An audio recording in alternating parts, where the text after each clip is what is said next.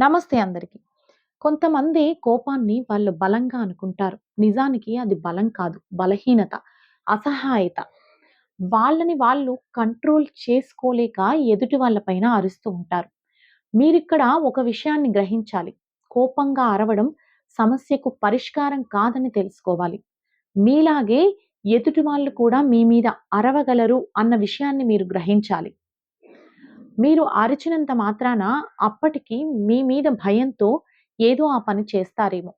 కానీ నిజానికి మీ మీద గౌరవం తగ్గుతుంది. అసహ్యం పెరుగుతుంది.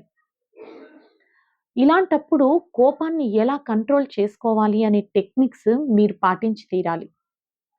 ఒక 5 నిమిషాల తర్వాత కానీ, లేదంటే బ్రీతింగ్ ఎక్సర్‌సైజ్ చేయడం వల్ల ద్వారా కానీ, 1-10 కౌంట్ చేయడం ద్వారా కానీ, ఆ కోపాన్ని తగ్గించుకొని తర్వాత ఆ విషయం గురించి మీరు చర్చిస్తే, ఖచ్చితంగా ఆ విషయానికి సొల్యూషన్ దొరికి తీరుతుంది.